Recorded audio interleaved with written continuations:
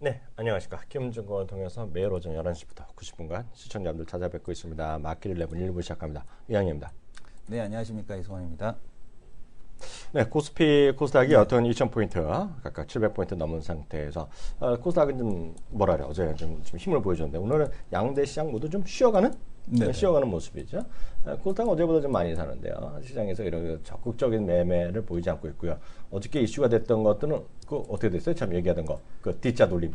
D자 돌림들은 두산 인프라코는 오늘 좀 내리고 있습니다. 두산 인프라코 좀 내리고 있고, 그다음에 이제 뭐 실적 발표하고 나서 이제 모멘텀을 살짝 이제 잃어버리는 그러니까 보고서도 나왔더라고요.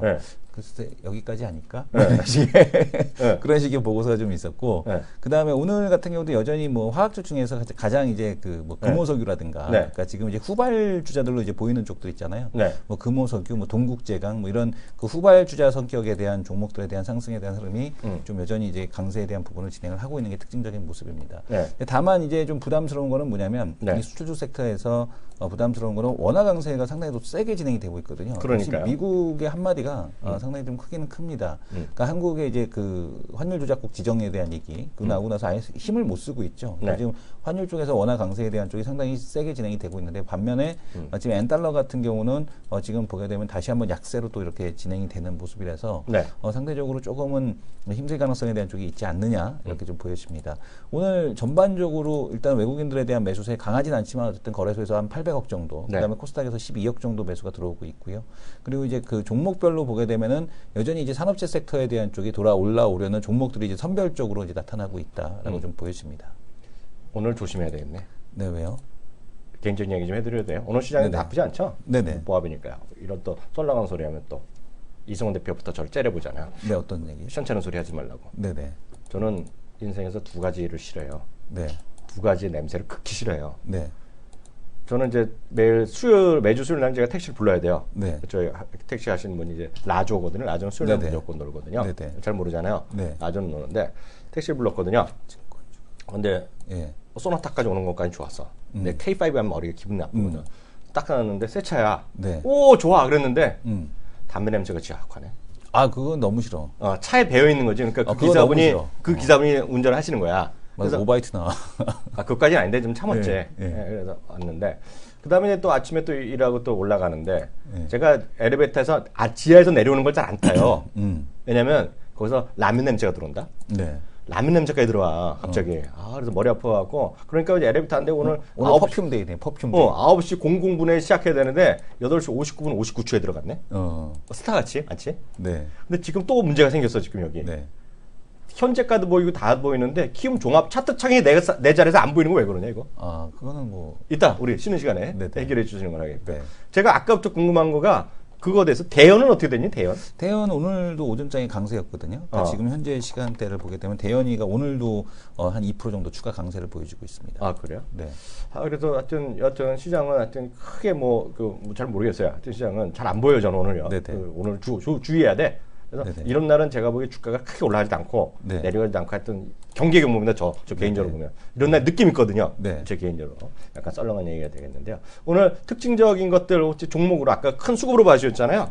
종목군이나 좀 움직일 만한 것들 좀 있어요? 지금 우리가 얘기 좀 오늘 증권주의 강세가 상당히 눈에 띄죠. 왜냐하면 2,000포인트에서 쉽게 밀리지 않은 증시, 그리고 코스닥이 700포인트를 넘어갔다라는 거, 이런 영향 때문인지 모르겠는데 증권주에 대한 강세가 계속해서 이어지고 있습니다. 증권주 같은 경우가 뭐 특정 현대증권을 제외하고서는 대부분의 종목군들이 이제 플러스 진행이 되고 있고요. 최근에 이제 가장 세게 진행되는 종목군들 보게 되면 지금 보게 되면 원래 이제 미래에셋이 좀 좋은 모습이었었는데 오늘은 키움증권이 그리고 이제 한화투자증권 이런 쪽이 가장 좋은 모습들을 보여주고 있습니다. 그리고 제가 어저께 여기도 말씀드린 것 같은데요. 지금 시장에서 큰 틀에서 보면 하여튼 석유화학 섹터가 뭐 유가랑 상관없이 석유화학 섹터 그리고 전체 시장도 좀 살아나고 있잖아요. 미국은 다우랑 S&P 이런 거가 1~2% 상대까지 와이프 붙어 있거든요. 그래서 그 중에 하나가 제가 여기도 말씀드린 것 같은데 써내듯이 하여튼 페니스타고라서 오늘 내일 하고 있지만 그거가 예전에는 치킨 게임이었지만 지금 치킨 게임이 아니라 그러고 있잖아요. 그래서 미국은 하여튼 태양광이라든가 석유화학 중에서 멀쩡한 거, 심지어는 적자에서도 상관없어요. 예를 들어서 솔라시티 같은 건 적자잖아요. 솔라시티 맞죠? 그 엘런 머스크하고 있는 거. 그런 것들은 적자지만 상관없거든요.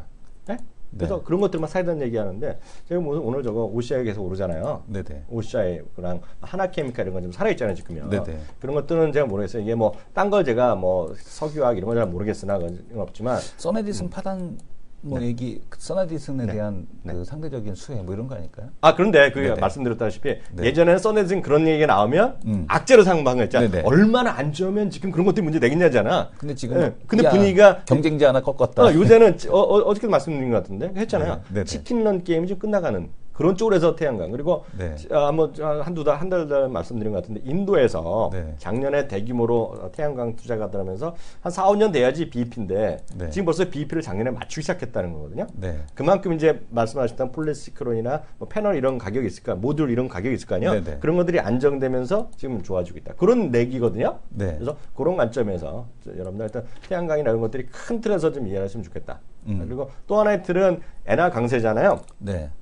엔화 강세인데 물론 오늘 이게 무슨 소리야 이양용이 108.109엔 가는데 엔화 약세냐 이렇게 할 말이 없어요. 큰 추세 보면 엔화 강세 줄기란 말이죠. 그러면 근데 보면 이제 얘기 나왔던 대로 환율 보고서가 지난주에 나올 거라는 안 나오고 이번 주에 곧 나온다 그러잖아요. 거기서 뭐 일본도 상관없다, 한국도 상관없다 그러면 다 무시해 버리는 거야. 근데 지금 분위기는 잠시 후에 또 시간 되면 말씀드렸지만 엔화가 상당히 고평가돼 있다는 인식은 확실하거든요. 그러면 엔화가 강세 시기에 어떤 것들이 움직였냐는 거를 우리 시각으로 말고 외국인의 시각에서 보자고요. 외국인의 시각에 보면 미국 사람의 입장에 보면 일본이랑 경쟁했던 거. 그래서 우스갯소리로 오토바이나 자동차 이런 거를 미국에서 얘기하는 거가 되겠고요. 근데 우리 좀 먼 얘기면 그럼 도대체 아시아에서 뭘 올라갔냐면 있죠. 아시아에서 경기 관련 경기 순환 뭐라 그래? 시클리컬이라나? 시클리컬 업종들. 그것들이 올라갔다는 거예요. 그런 분석들이 많이 있어요. 제가 이따 기회 되면 시간 보여드릴게요. 아주 흥미로운 자료거든 그런 것들요. 그것들은 말씀드리도록 하겠습니다. 일단 자세한 얘기는 좀 이따 시간 되면 봐면서 하겠고요. 일단 오늘 또 수요일의 남자가 오셨죠? 수요일의 남자. 이분 은근 인기야 지금. 한층 업그레이드된 자료 이슈 분석. 그렇죠. 그죠? 다음 작년과는 다른 모습. 그러니까 우리 이거 판 돌아가야 돼. 다음 코너 들어가도록 하겠습니다.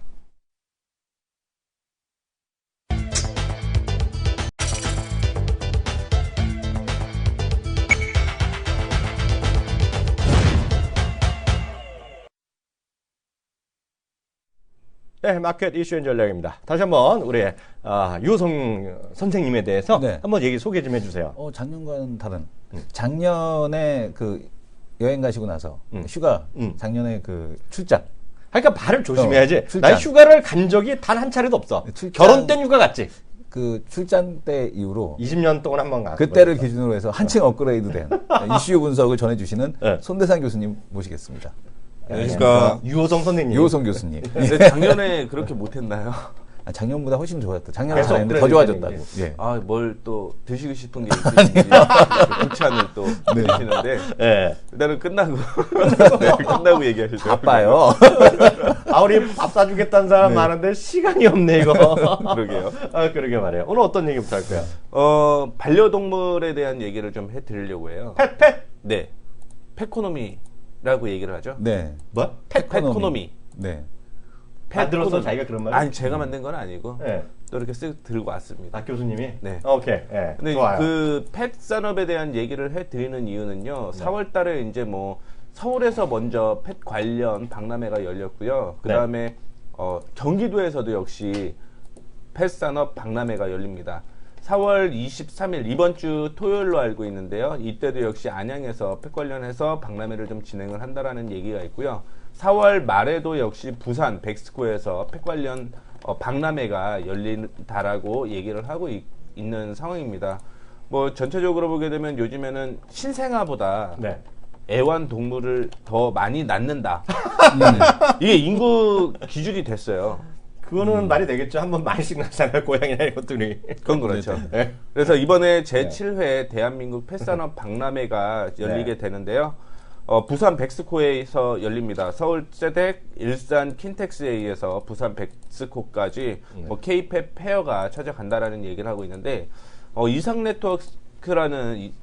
네트워크스라는 곳에서 이제 이걸 만들고 협찬을 좀 하고 있는 것으로 파악이 되고 있는 상황입니다. 그래서 화면 보시게 되면은 아마 부산 쪽에도 애완동물 예전에는 애완동물이라고 얘기를 했죠. 근데 요즘에는 이제 반려동물이다라고 얘기를 하고 있는 상황인데 이런 박람회가 계속적으로 좀 열리고 있다라는 거 참고를 해주시면. 이거는 화면이네요. 네, 이게 이제 4월 30일부터 이거 직접 그리진 않았을 거 아니에요, 교수님께서. 그렇죠. 제가 이제 뭐 그쪽에서 하는 거. 갖고 온 거죠? 네. 오케이. 깜짝 놀랐네. 그래서 이제 세계 애완견이라고 얘기를 하는데 뭐 명칭이 애완견이라고 나왔기 때문에 애완견이다라는 얘기를 좀 해드리고 있는데 역시 미국 시장은 제일 큰 것 같습니다. 미국이 제일 크고요. 그다음에 중국 쪽도 계속 커지고 있는 상황이고 올해 들어서는 브라질 시장에 굉장히 좀 펫산업이 활성화되고 있다라는 얘기가 있어요. 네, 브라질 쪽으로 올해는 이슈가 좀 되고 있는 상황이고요. 애완견 숫자 증가 비율을 보게 되면 인도 쪽에 급격하게 늘어나는 모습을 보여주고 있는데 아마 이게 2012년 자료이기 때문에 중국 쪽에서 애완 비율이 크게 늘어나고 있다라는 거 참고를 해주시면 좋을 것 같고요. 그다음에 먹거리 비용도 우리나라에서 상당히 좀 많이 나가더라고요. 뭐 한 달에 한 50만 원 정도, 1000명 기준으로 해서 한 50만 원 정도 이렇게 나간다라고 생각을 하시면은 프리미엄 쪽으로 계속적으로 음료죠, 식료. 그쪽이 비용이 많이 나가고 있다는 거 참고를 해주시면 좋을 것 같습니다. 네. 요즘에는 뭐 또 길 가다 보니까 강아지들이 그 살이 많이 쪄갖고 돼지 강아지. 네. 뭐 운동을 좀 해야 되는데 걔들도 운동을 안 하더라고요. 유모차도 타고 다니는데 이 유모차도 타고 다녀요? 네, 개 유모차도 있죠. 그래서 이제 펫산업 전망은 미국 쪽에서 이제 가장 크다라고 좀 보시면 좋을 것 같은데 사실 미국 쪽뿐만 아니라 OECD 쪽에 속한 국가들이 굉장히 펫산업의 전망이 긍정적이다라고 생각을 하시면 좋을 것 같고요.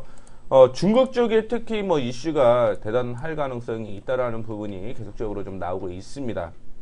그래서 뭐 케어, 그러니까 뭐 미용 관련해서 요즘에는 또 국가에서 그 기술을 지원을 해주더라고요.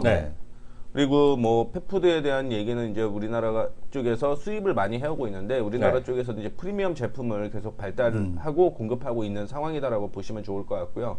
요즘엔 펫 용품 쪽이 대박이더라고요. 그래서 보통 그 한 50% 이상 성장률을 좀 보이고 있다라는 얘기가 나오고 있을 만큼 이 펫 용품 시장이 서서히 커지고 있다라는 부분을 좀 얘기를 해드리고 싶고요. 우리나라에서도 작년에 1조 8천억 정도 규모가 있었는데 이게 이제 5조 8,100억 원, 한 6조 정도의 시장으로 커간다라고 하면 한 5년 사이에 한 3배 정도 성장을 할 가능성이 있다라는 거 참고를 해주시면 좋을 것 같아요. 상당히 늘어나네요. 네. 그래서 펫산업 쪽에서 이제 이슈가 되고 있는 게 뭐냐면 예전에는 그냥 밖에서 키우는 그냥 강아지 이렇게 생각을 했는데 요즘 같은 경우는 집 하나가 30만 원에서 100만 원. 네, 100만 원. 그 보셨잖아요. 저희 집 앞에 그때 뭐 그 간식집인 줄 알고 여기 새로운 샌드위치 집이 생겼나 이러고 봤더니 개 간식점이었어요. 맞아. 개 간식점이었잖아요. 요즘엔 개 간식도 수제로 만들. 그러니까 우리 집 앞에 그게 생겼더라니까. 수제로. 난 그래서 샌드위치 집이 새로 생긴 줄 알고 이렇게 먹으려고 이렇게 봤더니 개 간식 팔더라고. 개 간식. 그것도 있겠네. 올겐 유기농도 있겠죠. 있죠. 그 대단한 그런 상황인데 30만 원, 100만 원이면 우리 유호성 선생님 월세보다 비싸네. 근데 그거는 쭉 쓰는 거고, 쭉 쓰는 거고, 저는 달달이 내는 거니까. 그러네. 그렇죠? 네. 반려동물이 클 수밖에 없는 거는 이제 저 같은 1인 가구, 1인 가구가 늘어나고 있다라는 부분이 가장 큰 이슈가 되지 않을까라고 생각을 하고 있는데, 저 같은 경우는 이제 뭐 반려동물 키우는 거 상당히 좀 싫어하거든요. 왜요? 예전에 뭐 물릴 뻔한 적이 있어갖고. 저는 좋아합니다. 같이 살 사람을 구하셔야죠. 네, 그래야 될 것 같고요. 저는 맛있고 귀여워서 좋아합니다. 그래요? 근데 이제 저희 그 할머니가 이제 혼자 거주하고 계시는데 할머님이 애완동물을 또 키우세요, 반려동물을. 근데 어떻게 보면은 제가 좀 할머니를 찾아뵙고 얘기도 많이 못 하는데 항상 붙어 있으니까 또 굉장히 귀여워하시더라고요. 그러니까요. 네, 그게 이제 이런 상황으로 계속적으로 고령화라든가 1인 가구가 증가됨에 따라서 이 반려동물 수 추이가 늘어나고 있다라고 생각을 하시면 좋을 것 같고 반면에 영유아 인구 같은 경우는 이제 뭐 딱 나누기만 하면 되는 게 아니잖아요. 그렇죠, 교육이라든가 어떤 비용이 계속 들어가다 보니까 부담을 많이 느끼는 거죠. 그러다 맞아요. 보니까 영유아 인구는 계속적으로 좀 떨어지고 있는 상황이다라고 보시면 좋을 것 같습니다. 네. 그동안 뭐 선진국 같은 경우는 기본적으로 1인 가구가 어느 정도는 좀 되고 있다라는 상황이 되다 보니까 영유아라든가 이제 뭐 반려견의 수는 크게 바뀌지는 않을 것으로 예상을 하고 있는데 아직까지 우리나라에서 그런 변화가 좀 있다라는 거. 그 다음에 중국 쪽으로 보게 되면은 고령화 속도가 굉장히 빠르다라고 얘기가 나오고 있는 만큼 네. 이런 쪽의 비즈니스도 괜찮지 않을까라는 얘기를 좀 해드릴 수 있을 것 같고요. 네. 어떤 그 이번에 그 얘기가 나왔더라고요. 어떤 정치인이 공약으로서 네. 그 반려동물 테마파크를 건립하겠다. 네. 그게 공약으로 해서 뽑힌 걸로 알고 있거든요. 아, 반려견들을 위한 테마파크? 네. 네. 뽑혔어, 그분이? 된 걸로 알고 있어요. 근데 네. 거기에서 막 120억 정도 이렇게 좀 진행이 되고 있고요. 네. 계속적으로 요즘에 또 발달이 되고 있는 게 애견 호텔은 뭐 다들 아실 거라고 보고 있는 상황이고요. 그러면? 그건 알죠. 네. 갤러리아 백화점에 펫부티크라고 있는데 이게 3개월 만에 매출이 50% 성장했다라는 얘기가 나오고 있거든요. 올 한 해부터 시작을 해서 3월 달까지 매출이 한 50% 성장을 했다라고 보시면 좋을 것 같고 애견 미용실도 이제 털 관리를 굉장히 또 열심히 하더라고요. 그래 뭐 기본적으로 대형견 같은 경우는 5만 원 정도 미용하는데 그리고 스파도 있더라고요. 스파도 있고 그리고 뭐 그 털 관리하는데 비용도 어마어마한데 이 애견 미용실이 계속적으로 좀 나타나고 있다라는 부분을 좀 얘기를 해드리고 싶습니다. 그분 떨어졌어. 새누리의 백성훈 고양병 후보님이네. 예, 근데 떨어졌나요? 떨어졌어요. 그러니까 새누리 고양병에 유은혜 더불어민주당이 돼서 아이고. 안타깝게 떨어지셨습니다. 좋은 공약을 받아서 하셔야 근데 반려견 테마파크라고 해서 우리가 뭐 저게 무슨 짓이야 생각할 게 아닌 게 이분 의도는 좋았네. 왜냐면 관광자원으로 활용하겠다. 그렇죠. 그건 괜찮은 아이디어네요. 그리고 여주 쪽에서 실질적으로 그 테마파크가 네네. 지금 건립이 되고 있어요. 반려견에서. 네. 여주 아울렛 뒤쪽이라고 얘기를 네네. 하는데 네. 2018년에 개장이라고 얘기를 하고 있거든요. 네네. 그러니까 지금 동물 그 테마파크는 벌써 하나는 지금 만들어지고 있다라는 거 얘기를 좀 해드리고 싶습니다. 네. 그리고 서비스 같은 경우는 기본적으로 케어 서비스, 네. 뭐 강아지를 이용해서 도그 TV를 보는 강아지가 있는가 확인해봤거든요. 네. 진짜 보더라고요. 진짜로? 제가 아시는 분이 네. 나오면 혼자 있어야 되니까 네. 강아지 심심할까봐 월 결제가 5,000원에서 8,000원 정도 되거든요. 그 엑스트라 돈 내는 유료 방송. 네, 유료 방송인데 예, 예. 걔 심심할까봐 그거를 직접 틀어놓고 나오더라고요. 그럼 개TV. 보고 있대? 개TV 우리 얘기했었잖아요. 아니 있는데 예. 강아지가 본다니까. 네, 실질적으로 그게 네. 또 네. 결제를 하니까 네. 보는 네. 사람들이 되게 많다라고 보시면 좋을 것 같고 그럼 나중에 그럼 태블릿 정도 볼 수도 있겠다. 요즘엔 또 CCTV 해갖고 걔 어떻게 움직이는지 관찰하고 그런 거 많이들 하죠. 네. 네. 그래서 요즘에는 반려동물이랑 또 ICT가 결합이 돼서 하나의 상품군으로 또 네. 서비스가 나오고 있다라는 거 참고를 해주시면 좋을 것 같고요. 네. 그 외에도 이제 뭐 반려동물 보험 시장 우리나라에서 이제 뭐 영국, 미국, 일본 정도 있는데 우리나라에서도 삼성화재라든가 롯데 손해보험에서 나왔습니다. 네. 펫 관련해서. 네. 그런 거 있어야 돼 정말. 워낙 강아지 키우시면 워낙 비싸고 보험이 안 되잖아요. 그쵸. 그런 거 좀 해주면 좋죠. 그리고 비싼 애완동물 같은 경우도 이제 뭐 기한에 따라서 보험을 하잖아요. 그렇죠. 우리나라도 이제 특정 다리만 해서 보험도 가입하고 그래서 반려동물 보험 같은 경우도 성장성은 계속 커지고 있다라는 부분을 좀 얘기를 해드리고 싶고요. 네. 펫코노미 상품이라고 얘기를 하죠. 펫과 이코노미의 합성어로 이제 애완견 런닝머신 네. 20만 원대, 고양이 화장실 3만 원대. 그다음에 욕조가 20만 원대고요. 파충류 놀이터가 2만 원대. 파충류 놀이터 대박이네. 그다음에 저기 있잖아요. 네. 그 고양이가 올라가는 타워, 캣타워라고 얘기를 하죠. 그게 한 17만 원 정도 하고요. 네. 그다음에 26만 원, 26만 5천 원 뭐 이렇게 그 집입니다. 네. 일명 개집이라고 얘기를 하죠. 네. 굉장히 좀 비싸고 프리미엄으로 많이 나가는데 요즘 같은 경우 더 프리미엄으로 이제 100만 원 정도 나오고 있고요. 이거는 일반적으로 좀 상위 그 애완 반려동물 집이라고 보시면 돼요. 보통은 뭐 또 조금 더 싸긴 한데요. 가격이 이렇게 좀 올라가고 있다라는 거 참고를 해주시면 좋을 것 같고. 그래서 그 반려동물이라고 쳐보니까 굉장히 많이 나오더라고요. 앱 같은 경우도 이제 뭐 대표적으로 SKT에서 팀앱부터 시작을 해서 요즘에 뭐 펫프렌즈부터 시작을 해서 계속 좀 나오고 있는 상황이고요. 이게 뭐 이제 많이 안 볼 줄 알았거든요. 개인적으로는 네. 전혀 관심이 없었던 분야였기 때문에. 근데 그러니까요. 되게 많이 또 잡히는 거에 대해서 새롭게 좀 관심이 좀 늘었다라고 생각을 하시면 좋을 것 같습니다. 그래서 물론 이제 펫 관련 반려동물이 늘어남에 따라서 문제점도 있어요. 그렇죠. 유기견에 대한 문제점도 계속적으로 좀 발생을 하고 있는 상황인데 이 시장이 계속적으로 좀 커지고요. 예전에 그 S 광고에서 또 하나의 가족으로서의 역할을 좀, 하고 있다라는 부분이 일단은 펫 시장을 지금 당장 뭐 이슈가 될 가능성도 있지만 왜냐하면 박람회가 계속 있기 때문에 향후에 성장성으로 그 반려동물을 좀 좋아하시는 분들은 이런 부분도 관심 있게 좀 보시면 좋지 않을까라고 생각을 하고 있습니다. 관련주가 뭐 있어요? 일단은 사료 관련주가 CJ 제일제당, 동원 F&B, 사조산업, 우성사료, 풀무원 그런 쪽으로 있고요. 그다음에 이글베, CTC바이오, 중앙백신 이런 거는 또 아시다시피 이제 백신. 백신이고 삼성화재, 롯데손해보험 같은 경우는 보험 관련이고요. 아까 전에 이제 이상네트워크스 같은 경우는 이제 그 박람회를 좀 주최를 하는 그런 입장이다라고 그건 어느 회사지? 이리온. 이리온 그 대한제당. 대한제당인가 뭐 어딘가 맨날 헷갈려. 이리온이잖아요. 우리 동네도 커요. 이리온이 제법 커.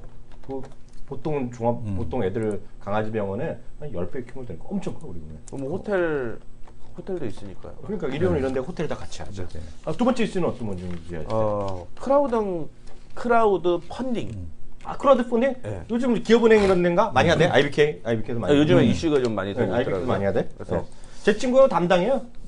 그거 있잖아요. 그 예전 전 센터장님이 그거 하고 있어요, 요새. 그 어디 누구? IBK 내 친구 있잖아. 그분이요? 그거 하시고 계시죠. 그분이 담당이 그거야, 지금. 그래서 요즘 같은 경우도 이슈가 좀 많이 되고 있는데 화면 먼저 보여드리도록 하겠습니다. 화면. 네, 화면 보시게 되면은요. 연평해정, 그 다음에 귀향, 그 다음에 카트, 또 하나의 약속 이런 종목이 사실은 사회적으로 좀 이슈가 됐던 영화였죠. 그렇죠. 예, 이슈는 됐죠. 저는 안 봤지만. 근데 이제 이 영화의 공통점이 하나가 있습니다. 얘기가 크라우드 펀딩으로 인해 이 영화를 만들었다는 얘기죠. 저것들이 다. 네. 근데 이제 뭐 기업에서는 실질적으로 특히 뭐 또 하나의 약속 같은 경우는 이슈가 많이 됐었거든요. 카트란. 근데 상영조차 힘들었던 그런 이슈가 나왔었는데 그게 이제 뭐 시대에 반영이 되면서 실질적으로 상영까지 계속적으로 됐던 부분이 있었다라고 보시면 좋을 것 같고요. 이 영화의 공통점은 역시 크라우드 펀딩을 통해서 자금을 모집을 했다라는 부분을 좀 얘기를 해드리고 싶습니다. 나 연평은 저 뉴에서 혼자 있는 줄 알았더니 그게 아니었네. 네, 자금을 좀 모았다라고 얘기하고. 오케이. 예. 그래서 요즘 같은 경우는 계란으로 바위를 깰 수 있지 않냐라는 또 의구심도 들고 있습니다. 네. 크라우드 펀딩의 기본적인 크라우드라는 게 이제 뭐 분비다라는 뭐 군중이라는 그런 의미가 있고요. 펀딩 같은 경우는 자금 조달이라고 있는데 이 부분이 이제 개인들이 후원이라든가 혹은 뭐 기업에 투자하는 방식으로서 확실하게 커지는 모습을 보여주고 있고요. 요즘에 카카오를 보시게 되면 다음이죠. 다음 보게 되면 밑으로 쭉 내려다 보면 이제 후원하기가 있잖아요. 다음에? 네. 후원하기가 있죠. 기사 후원하기 이런 거? 뭐 기사 후원하는 것도 있고요. 어떤 글을 올리게 되면 뭐 우리 뭐 누구가 아파요. 그러면 거기서 후원을 직접 하더라고요. 뭐 1,000원, 3,000원. 그래요? 네. 예전에 저기 뭐죠? 무슨 뉴스? 오마이뉴스 맨날 그거 있잖아요. 기사 좋아요 해갖고 1,000원, 뭐 500원 내는 그런 거잖아요. 그런 거 말씀하시는 건데. 그런 것도 있는데요. 목적을 해갖고 도네이션 같은 거 사회 좋은 일 한다는 거잖아요. 그렇죠. 좋은 거네, 좋은 것도 있고 뭐 부모님들이 자식 생각해서 뭐를 만들었다라고 하면은 그거를 실질적으로 제품에 나오기까지는 돈이 필요한데 그런 자금도 또 모으더라고요. 난 몰라. 나는 신문 기사 가끔 제가 후원해요. 1,000원, 2,000원 하잖아요. 그걸 많이 하는 사람 많이 있어요. 네, 많이 있습니다. 저 같은 경우도 이제 뭐 정말 좋은 기사 그런 경우는 이제 또 후원하는 경우도 좀 있고요. 근데 실질적으로 1,000원, 2,000원이야 뭐 실질적으로 뭐 없어도 사는 돈이다라고 그냥 개인적으로 생각을 하고 있으니까 뭐 아픈 사람들 위해서 좀 후원도 하고 있는 상황인데요. 이 크라우드 펀딩을 확인해 보게 되면 대부분은 이제 소액 투자자들이었어요. 대부분의 소액 투자자들이고 이게 이제 어떤 제품이 하나가 나오거나 아이디어가 나오게 되면 그 아이디어를 실현시킨다라는 개념으로 좀 생각을 하시면 좋을 것 같습니다. 어제 같은 경우도 이제 문화, 엔터테인먼트를 크라우드 펀딩을 통해서 활성화시키겠다라는 얘기도 계속적으로 나오고 있는 상황이고요.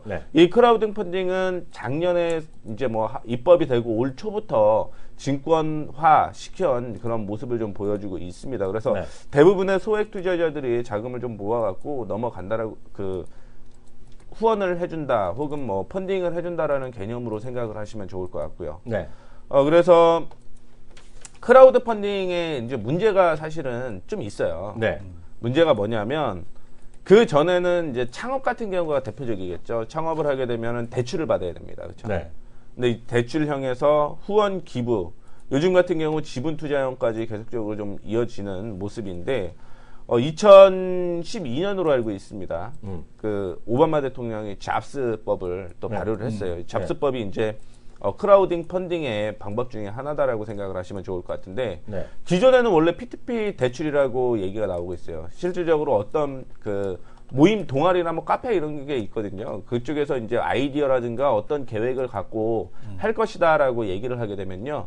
거기에 이제 후원을 해주고 투자를 하는 거죠. 어떻게 보면은. 네. 창업자 입장으로서는 자금이 필요한데 일단은 금융권으로 가기에는 상당히 좀 무리가 있는 그런 종목들의 그런 그 아이디어라든가 상품에 대해서 뭐 개인적으로 좀 모으고 있다. 근데 개인적으로 모으는 게 실질적으로는 전혀 일면식도 모르시는 분들한테 투자를 받는다라는 게 일단은 뭐 좀 다르다라고 좀 생각을 하시면 좋을 것 같고요. 요즘 같은 경우는 또 보니까 그것도 있더라고요.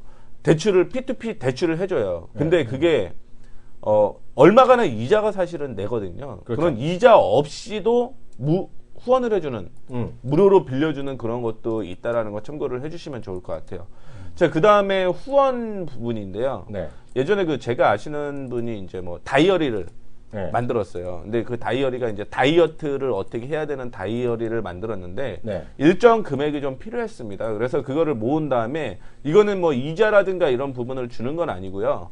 그 다이어리가 만들어지게 되면 다이어리를 직접 배송을 해준다라는 거죠. 그게 이제 후원의 한 방법, 기부의 한 방법으로서의 역할을 좀 하고 있다라는 거 참고를 해주시면 좋을 것 같고요.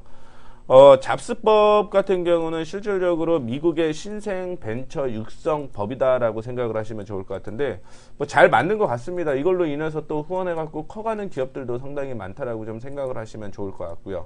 그래서 일단은 뭐 크라우딩 펀딩이 모으게 되면은 기본적으로 사회적 기부 쪽에 가장 큰 자금이 몰렸다라고 보시면 좋을 것 같고요. 그러니까 뭐 사회적 기부라는 거는 이제 아시다시피 뭐 태안반도에 뭐 기름기가 만약에 네. 끼었다라면 이런 부분에 대해서 도와주는 거죠. 그렇죠. 그리고 어디에서 뭐 얼마 전에도 일본이라든가 에콰도르에서 지진이 좀 일어났는데 그런 걸 후원해주는 그런 부분이다라고 생각을 하시면 좋을 것 같고요. 네. 두 번째가 이제 창업 관련 비즈니스 관련이다라고 생각을 하시면 좋을 것 같고 네. 세 번째가 이제 엔터테인먼트 쪽이다라고 생각을 하시면 좋을 것 같습니다. 네. 그래서 이 분야별로 비중이 어떻게 움직이는지를 좀 얘기를 해드린 거고요. 역시 문제가 되고 있는 거는 사실은 후원형이 많이 없어요. 기부형이라든가. 네. 그것보다는 이제 뭐 대출 쪽이라든가 이런 쪽으로 많이 네. 아직은 커질 수밖에 없다라는 부분을 좀 얘기를 해드리고 싶은데 개인 투자자, 소액 투자자분들도 역시 뭐 어떤 거를 괜찮다라고 생각을 하면 소액으로 움직일 수밖에 없는 거잖아요. 그래서 네. 그거를 그냥 후원을 하는 게 아니라 일정 수익을 좀 바라시는 분들이 당연히 있다라고 보고 있는데 아직은 이쪽 매출이 가장 크다라고 좀 생각을 하시면 좋을 것 같고요. 네. 해외 쪽에서는 이제 뭐 크라우딩 펀딩 정책 현황으로 얘기를 좀 해드리고 있는데 아까 전에 얘기를 해드렸던 2012년 오바마 대통령이 이제 잡스법을 좀 만들어놨고요. 이게 이제 그 벤처기업을 육성하려고 하면 이런 자금이 커질 수밖에 없다 보니까 네. OECD에서는 이런 정책을 딱 만들어 놓고 직접적인 후원을 좀 진행을 하고 있다는 직접적으로 네, 만들어 놓고 해주시면 좋을 것 같습니다. 네. 그래서 크라우드 펀딩에 성공한 기업들이 굉장히 좀 많은데요. 제가 알기로는 그 만화를 만들었던 미스터 블루도 어느 정도는 그 크라우드 펀딩 쪽으로 진행을 한 걸로 알고 있고요. 네. 그다음에 또 다른 만화 또 있잖아요. 네. 무슨 코믹스 기억이 갑자기 안 나는데 네. 그런 쪽도 이제 그 크라우딩 펀딩 쪽으로 좀 진행을 한 걸로 얘기를 알고 있습니다. 네. 그 외에도 뭐 국내와 해외 쪽에 크라우딩 펀딩으로 성장을 했던 기업들이 계속적으로 좀 만들어지고 있다라고 생각을 하시면 좋을 것 같고요. 오른쪽 밑에는 이제 크라우딩 펀딩 회사다라고 생각을 하시면 좋을 것 같아요. 오마이 컴퍼니라든가 와디즈 같은 경우는 상당히 좀 많이 컸더라고요. 요즘에 이슈도 좀 많이 나오고 있는 상황이고. 와디즈가? 들어본 것 같은데. 네. 이슈 좀 많이 나오고 있는 상황이고요.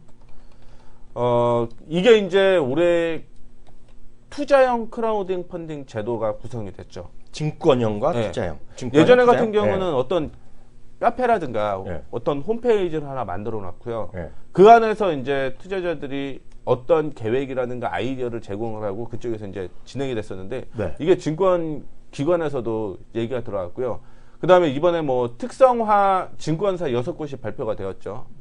그쪽에서도 이제 크라우딩 펀딩을 하고 있는 것으로. 며칠 전에 발표한 거? 네. 뭐 키움증권, IBK증권 이런 거 그런 거. 크라우드 네. 펀딩. 아, 그게 이거에 해당되는 거예요? 네. 하고 있는 걸로 알고 네. 있습니다. 그래서 성과 같은 경우도 상당히 좀 괜찮은 걸로 확인이 네. 되고 있는데요. 네. 이게 지금 증권형 크라우딩 펀딩 현황인데요. 네. 펀딩 참가 기업이 30개, 펀딩 성공 확정 기업이 8개사, 네. 실패한 기업도 역시 있습니다. 투자자들 같은 경우는 아직은 좀 많이 활성화되지도 않았고 아직 네. 크라우딩 펀딩 쪽으로 할 수 있는 데가 어딘지도 모르시는 분들 같은 경우도 많은데 그럼에도 불구하고 계속적인 자금을 유치를 했다라는 부분을 좀 얘기를 해드리고 싶고요. 2월 24일 기준이었습니다. 한 달 전의 기준이었는데 네. 그럼에도 불구하고 이제 성공했던 8개 사이에 목표 네. 투자 유치 금액이 계속적으로 늘어나고 있다라는 부분을 좀 얘기를 해드리고 싶고요. 결국 미국 해외 쪽이나 국내 쪽이나 크라우딩 펀딩 자금 규모를 보게 되면 뭐 전체적으로 따라가려면 아직 멀었겠죠. 네. 아직 멀었다라고 보고 있는데 요즘에 그 페이스북이나 이런 데 보면은 또 8%? 네. 8%? 이런 게 다 이제 크라우딩 펀딩 쪽으로 네. 진행을 하시면, 생각을 하시면 좋을 것 같고요. 계속적으로 이 회사들이 좀 많아지고 있는 상황이다라는 거 참고해 주시면 좋을 것 같습니다. 다만 이제 얘기를 해드리고 싶은 거는요. 사실은 모르는 분야 쪽으로 펀딩을 하는 경우가 굉장히 좀 많으세요. 네. 왜냐하면 그쪽 수익이 많이 날 것이다라는 부분이 있기 때문에. 네. 근데 분명히 알아야 되는 거는 마이너스가 날 수도 있다라는 걸 좀 참고를 해 주셔야 되고요. 그 다음에 크라우드 펀딩을 하시는 분들의 생각을 네. 펀딩 받으시려고 하시는 분들도 생각을 좀 들어보니까 나는 될 것 같다라는 거죠. 근데 실질적으로 제가 생각하는 게 될까라는 의구심도 들더라고요. 그렇죠. 펀딩을 받으시려고 하시는 분들. 네. 근데 이제 무조건 된다라고 생각을 하시는 분들이 너무 많으신데 그렇죠. 그거는 이제 조금 주의 한번 확인해 보시고 그 다음에 네. 펀딩을 하셔도 나쁘지는 않다라고 보고 있습니다. 뭐 큰 자금이 들어가는 것도 아니고요. 일부 원하는 만큼 소액으로 충분히 가능하다라는 것도 기억을 좀 해주시면 좋을 것 같습니다. 이성 교수가 이쪽에서 잘하잖아요. 8% 이런 네네. 거. 요즘 그쪽 상황이 어때요? 혹시 들은 거 있어요? 아니 뭐 지금은 별로 들은 건 없고요. 네. 클라우드 발전 지금 보게 되면 크라우딩 펀딩 같은 경우가 네. 이런 게 왜냐하면 박근혜 정부 정책에 대한 쪽 중에 하나가 뭐냐면 스타트업 활성화거든요. 그러니까 이런 것하고 좀 맞물려서 네. 좀 많이 진행이 되고 있지 않느냐 뭐 이렇게 보여집니다. 그래서 뭐 크라우드 쪽 같은 경우도 좋은데 이쪽은 좀 너무 작아서 작은 기업들이 엄청나게 많더라고요. 근데 이제 그거보다 조금 더 큰 규모에 대한 크라우드 펀딩 이런 게 좀 활성화가 될 필요가 있지 않나 이렇게 네. 보고 있습니다. 관련 종목은 특별하게 나눈 건 없고요. 있긴 있는데 사실은 네. 크라우드 펀딩과 관련된 종목들은 아니고요. 그 어떤 회사가 괜찮냐 안 괜찮냐를 평가하는 그런 네네. 신용평가사들이 일단은 수혜주로 거론이 되고 있어요. 그래서 네. 뭐 예전에 언급을 좀 많이 했던 종목이었는데 나이스 신용평가 네. 예전에 한참 또 제가 여기 왔을 때 들었고요. 한국기업평가 근데 이런 종목들이 대부분 시총이 되게 좀 낮고요. 네. 거래량이 많지 않기 때문에 네. 일단은 뭐 대표적인 관련주로 나이스 신용평가 정도만 언급을 해드리도록 하겠습니다. 네, 오늘 여기까지 했고요. 또 일주일 동안 또 수고하셨습니다. 2주일 만에 뵀잖아요. 네, 맞습니다. 이번에 2주일 동안 준비하신 거예요? 아니, 일주일만 했습니다. 네. 바깥에서 기다리시는 걸로. 아, 네, 알겠습니다. 네, 오늘 수고하셨습니다. 감사합니다. 네, 감사합니다.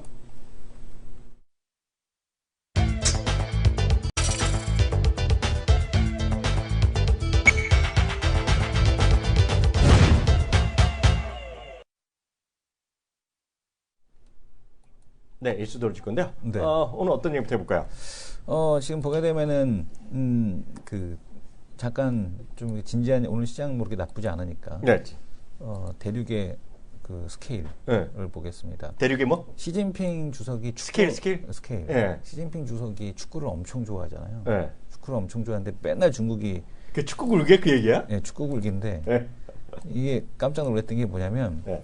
중국 발개위 국가 그 발개위 있잖아요. 발전개혁위원회. 네. 중국 발개위에서 네. 중국 축구에 대한 쪽 축구협회 총국 교육부에 이제 통지문을 보냈는데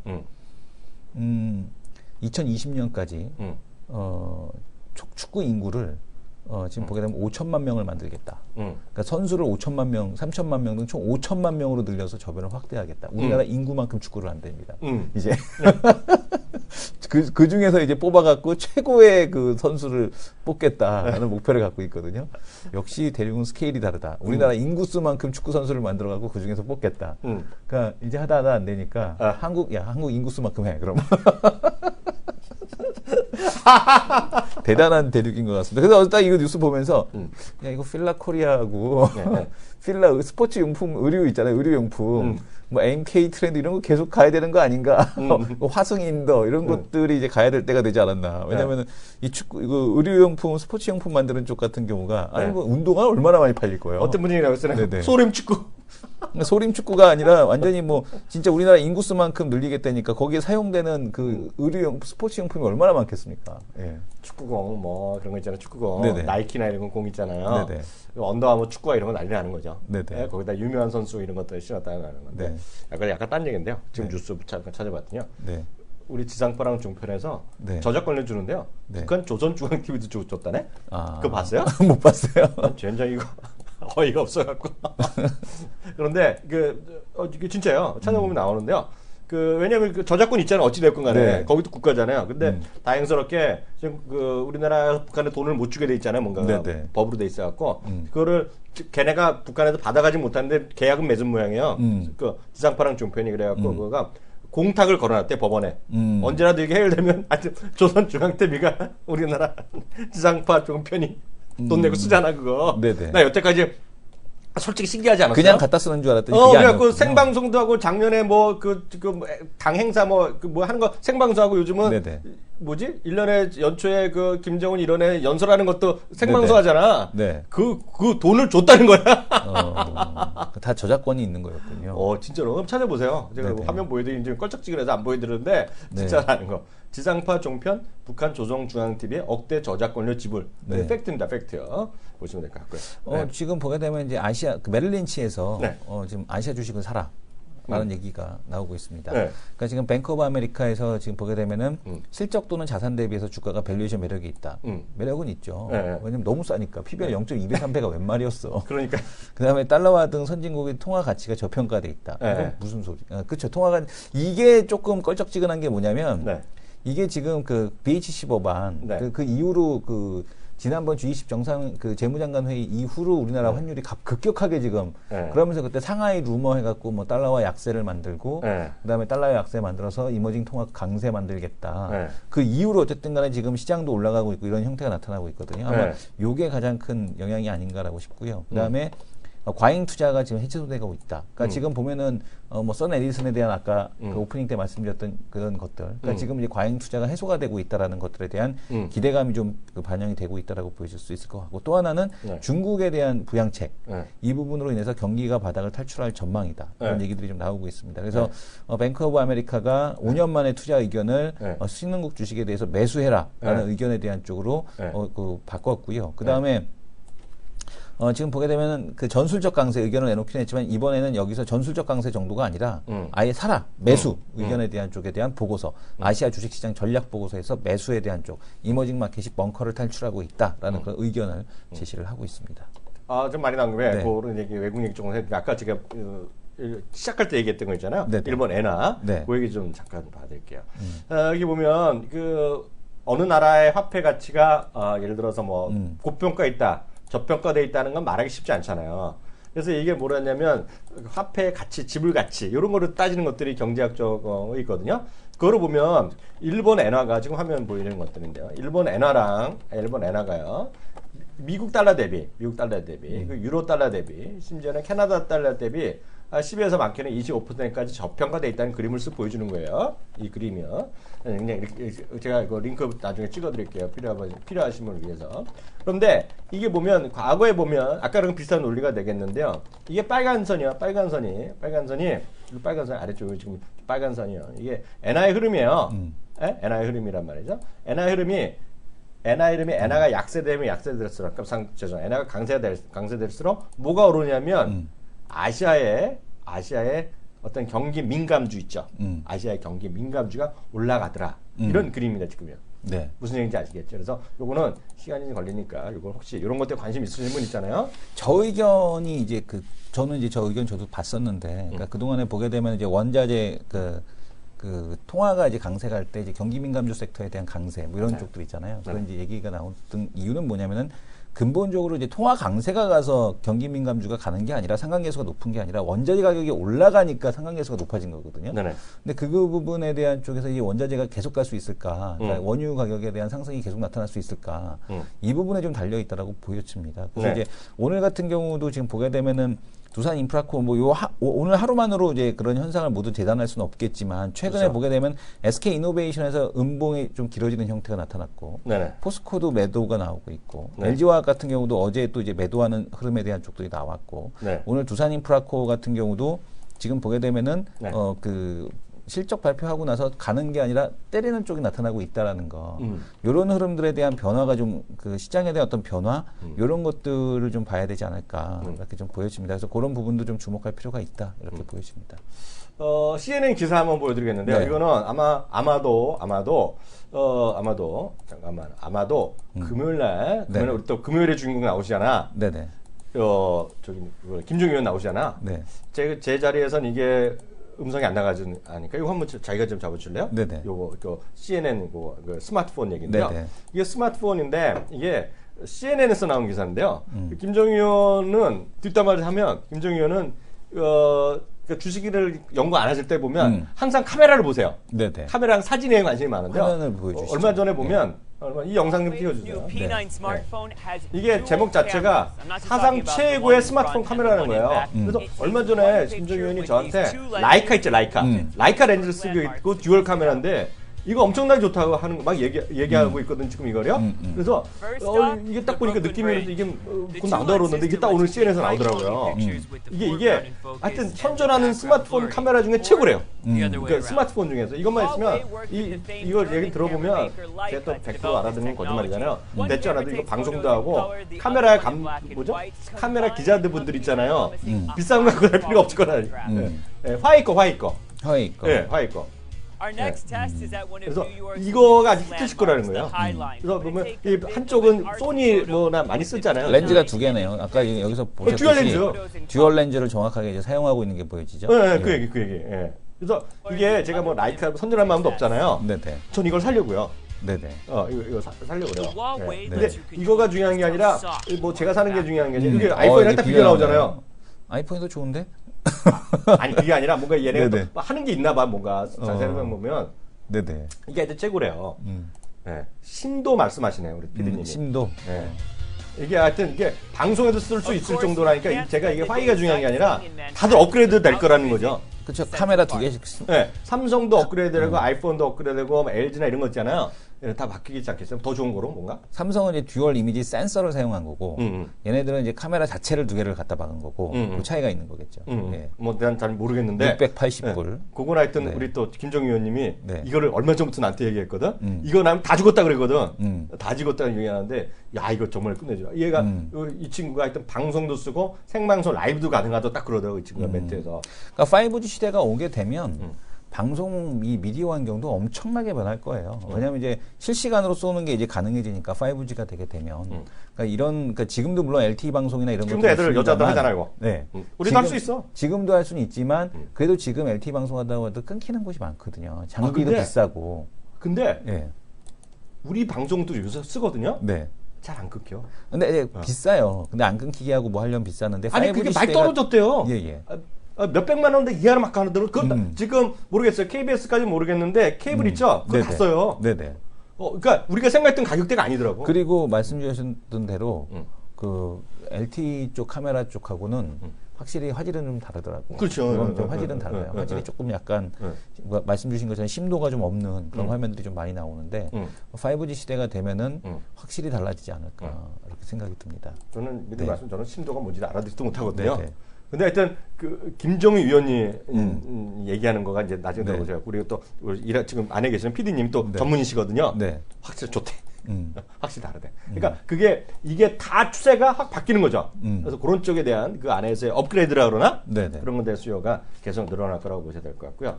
요게 또 요거 하나 좀 보겠는데요. 네.